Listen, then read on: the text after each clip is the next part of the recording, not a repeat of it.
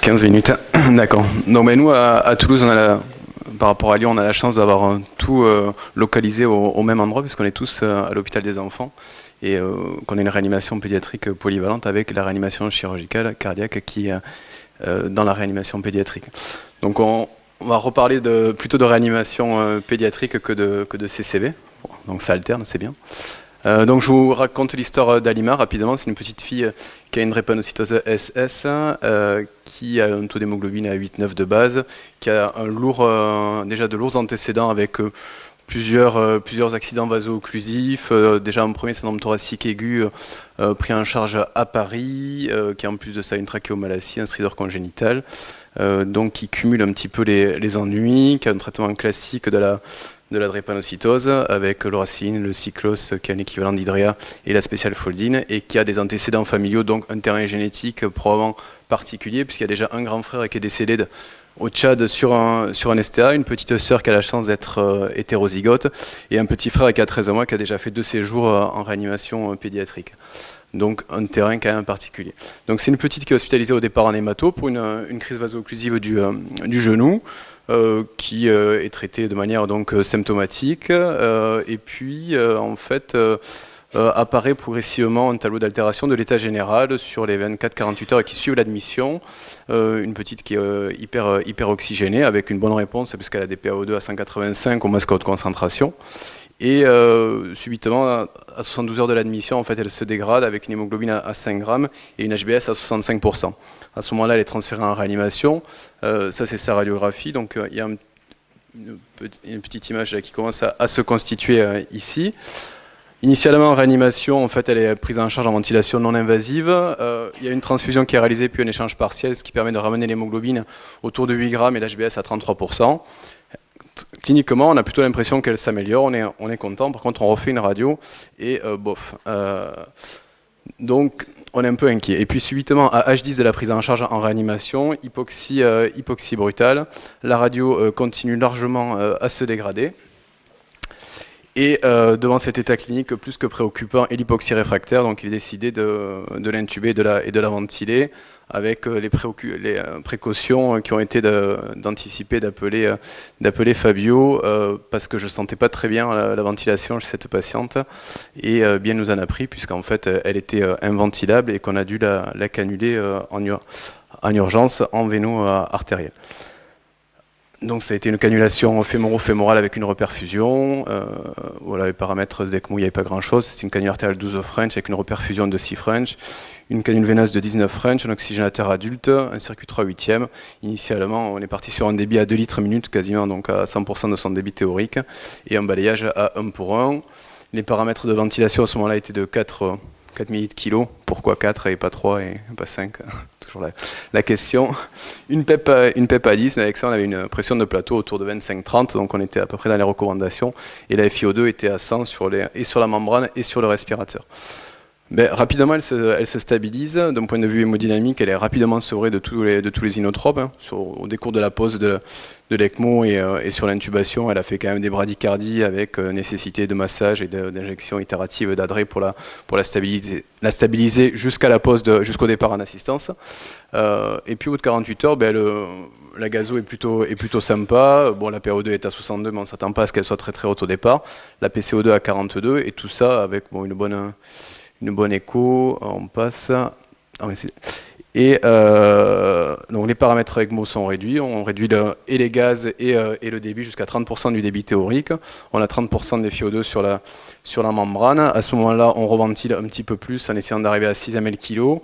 On l'hyperventile à 35, on a une PEP à 10, mais quand même on voit des pressions de plateau qui montent à 30-32, toujours sous 100% de FiO2, avec du NO qui avait été introduit pour essayer de gagner un petit peu. Et donc là, vaste débat au sein de l'équipe. On serre, on passe en véno-veineux, on passe en ventilation mécanique, on appelle Sylvain à Paris pour avoir son sentiment. Bon. On avait une petite idée, enfin moi j'avais une petite idée sur la question. On essaye d'optimiser la ventilation.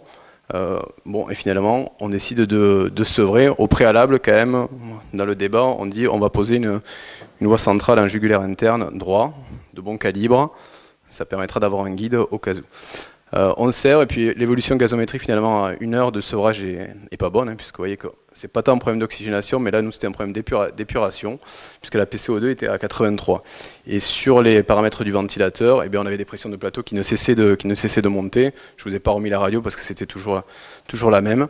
Et donc, finalement, on est parti sur une ECMO véno-veineuse avec une cannulation plus facile, finalement, parce qu'on avait déjà le guide sur la jugulaire interne droite. On a mis une Avalon 19 French, on a gardé un oxygénateur adulte, et après on a vérifié la position de la canule sous écho. Un débit initial à 1,8 litre, un balayage à 1 pour 1 et une FiO2 à 1. On a réduit la ventilation pour essayer de diminuer les pressions de plateau et être moins traumatique sur le poumon.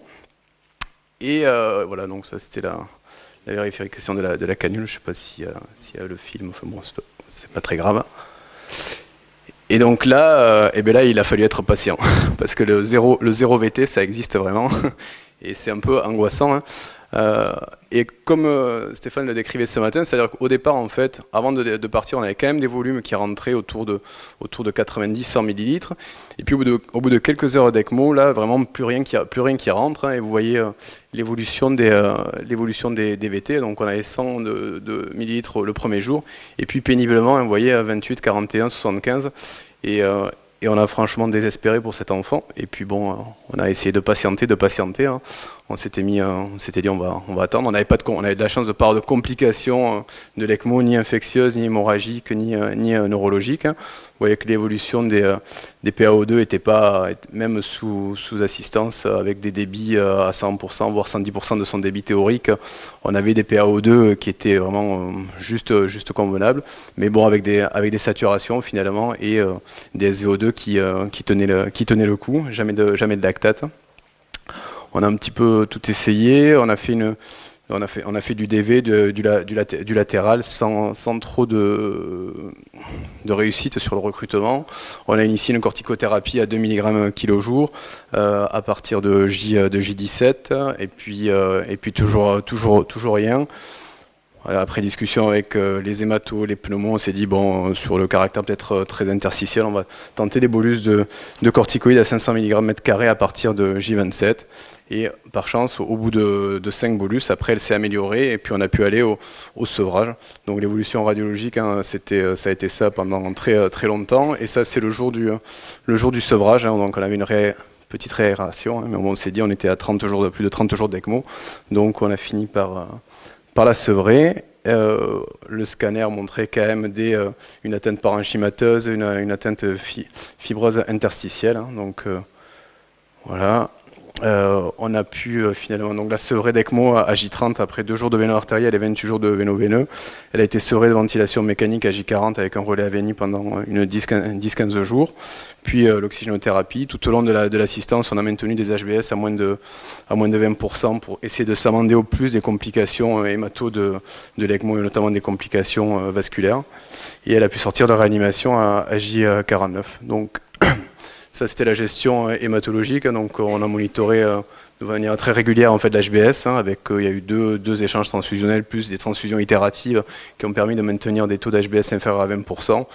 Il y a eu un syndrome hémorragique au niveau buccal qui a pu être contrôlé par les produits bio et l'hexacide IVSE et local. Il n'y a pas eu de complications neurologiques, on l'a surveillé régulièrement avec initialement l'AEG, puis des EEG itératifs, une surveillance du nerf cérébral qui valait ce qu'elle valait, parce qu'après elle était en sédation plus ou moins vigile, hein, donc des Dopplers transcrâniens qu'on essayait de faire au quotidien, c'est peut-être un peu excessif le quotidien, et la sédation, je pense qu'il y a quand même à la fois une consommation du circuit, à la fois une consommation et une habituation de la petite qui l'a rendu un petit peu difficile, mais finalement on a réussi à la sédater de manière assez confortable avec des protocoles qui sont gérés aussi par l'équipe infirmière, donc en fonction des échelles. Il y a eu des troubles de sommeil à la levée de sédation qui ont répondu favorablement au circadien. Infectieux, pas grand chose. Digestif, on n'a jamais pu l'alimenter. On n'a jamais réussi. On a été un échec d'alimentation entérale. C'est pas faute d'avoir essayé. Et conséquence, est-ce que c'est le terrain, est-ce que c'est l'ECMO, est-ce que Et ça a été également favorisé par le jeune. Elle a elle a eu une cholecystectomie début août 2015 qui s'est bien passée. Et après, pour cet enfant, bon, elle est en programme à la décharge transfusionnelle pour vous donner quelques nouvelles. On a essayé d'éliminer tous les facteurs d'hypoxie. Elle est en programme de greffe. Malheureusement, sa petite sœur n'est pas compatible, donc ça sera un donneur de fichiers et sous réserve que le poumon cicatrise complètement. C'est en discussion en RCP. Pour l'instant, c'est non. Ça, c'est sa dernière radio. Vous voyez que c'est pas encore, elle est pas guérie. Son dernier scanner du mois de décembre, on retrouve encore des zones de fibrose. Donc, on peut pas la greffer dans ces conditions-là. Voilà, donc je fais deux mots donc les biblios sous ECMO. Il y a quelques données dans l'ELSO, vivement qu'on ait notre base de données. Xavier, il va falloir s'y mettre. Donc il y a ce papier de 2013 où bon, il n'y a pas beaucoup de patients. Il y a 64 patients sur une dizaine d'années avec une survie globale à 52%. Paradoxalement, même si c'est des problèmes plutôt pulmonaires, mais peut-être que le STA n'est pas vraiment un SDRA, il y a plus de véno-artériels que de véno-veineux, puisqu'il y a 80% de véno-artériels. Par contre, la survie dans le véno-veineux est très bonne, puisqu'elle est à 85%. Et donc l'indication primaire, c'est quand même le STA dans cette population-là. Après, corticothérapie, drépanocytose, syndrome thoracique aigu, c'est un vaste, il y a de tout, hein, c'est oui, c'est non. Un peu en désespoir de cause, on l'a quand même fait. Il y a une revue là, de 2013 qui est pas trop mal faite en fait, hein, où on se demande si c'est un ami ou pas. Bon, les STA, c'est 50% des patients drépanocytaires qui vont en faire un, c'est la deuxième cause d'admission à l'hôpital et c'est 25% des décès. Ça génère de l'inflammation, donc on se dit que le traitement immunomodulateur et la corticothérapie, pourquoi pas. Après, c'est très controversé. Nous, on l'a fait. Il y a des facteurs qui semblent identifiés comme avec des patients répondeurs à la corticothérapie, ce qui était son cas. L'infection, probablement, quand il y a une crise vaso-occlusive qui précède un STA par des mécanismes d'embolie graisseuse, ça majore avec des augmentations de phospholipase A2, le caractère inflammatoire et peut-être que ces patients-là répondent plus à la corticothérapie, le caractère SS, donc terrain de gravité, et l'asthme qui est un terrain prédisposant. Il y a plusieurs études qui datent maintenant, mais avec des études récentes qui sont plutôt en faveur de la corticothérapie bien menée. Par contre, rien sur on voit pas très bien, rien sur les posologies qu'il faut faire. Il y a plutôt des papiers en faveur de faibles doses. Il y a un papier de 94 où c'était des bolus, mais c'était pas des STA. Donc voilà. Enfin, je sais pas si vous aviez une expérience sur ça, et puis finalement elle allait bien, donc on était contents.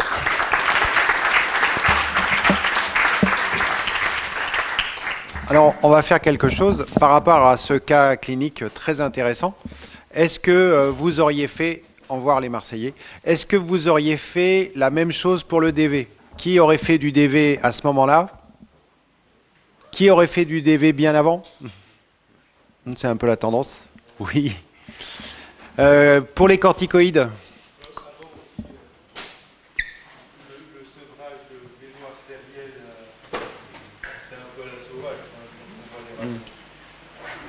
Il était un peu prématuré.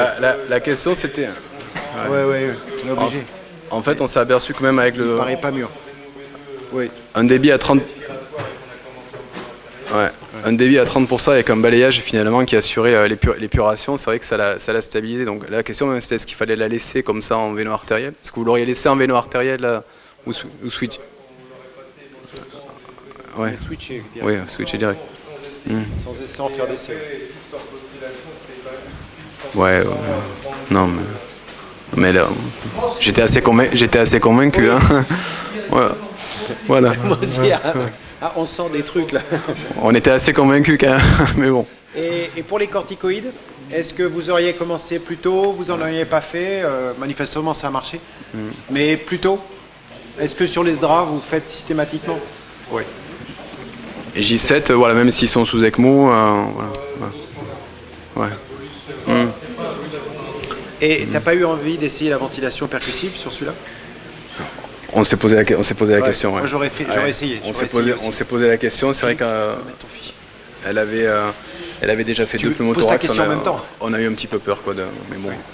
que vous avez des arguments pour un cœur pulmonaire aigu au départ, à une thrombose pulmonaire in situ? Non, il n'y avait pas de... Est-ce que c'est une complication propre au STA sévère? Il n'y avait pas d'argument, en tout cas échographique. Ok, merci.